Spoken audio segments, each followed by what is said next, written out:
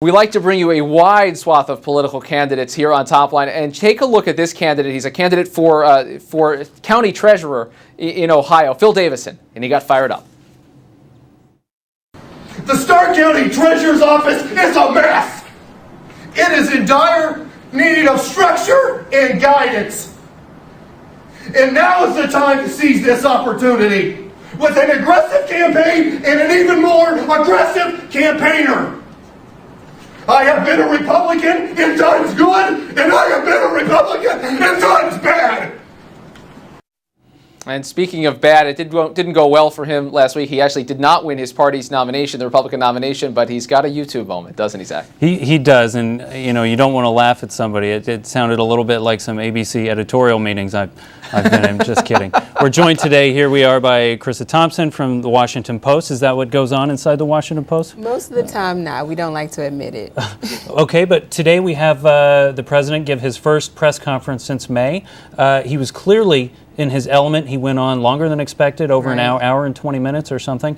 Why isn't he doing this more often, do you think? I think he's gotten stumped a few times before. I remember back to when he was asked about Henry Louis Gates. He wanted the conversation to be about health care. It totally changed. We were talking for a week about, issues like racial issues that he really didn't want us to be talking about.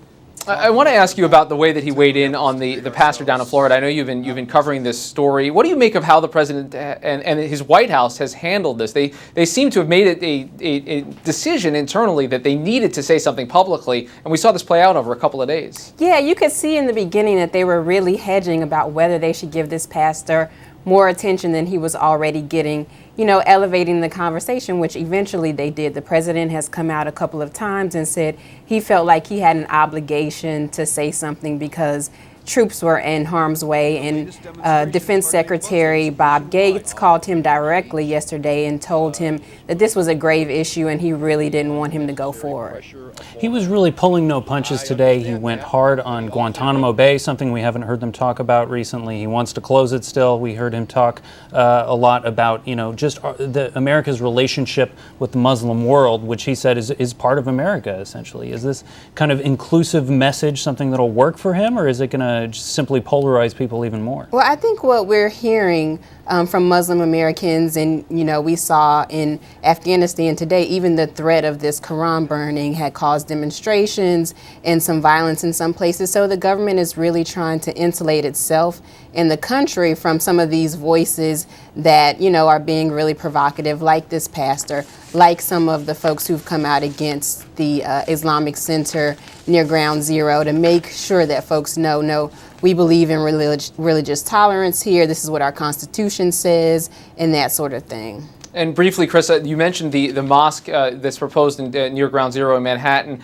Did you see any difference in the president's response today from what he said a couple of weeks ago when he first weighed in on Cordova House? Well, he waved in really strongly, and then this next day he was asked by a reporter about his decision, and it was read as him backtracking. So there were some questions about just how strongly he supported the mosque. He said something about, I'm not saying it's a wise decision for them to do it, which, a lot of folks read as him saying that it was unwise. So today he came strongly and said, if you can build a church there, if you can build a synagogue there, you should be able to build a mosque there. And I don't think anyone will read anything into that but his support. Right. All right. Krissah Thompson from the Washington Post. Post Politics, we appreciate you being with us. Thanks so much.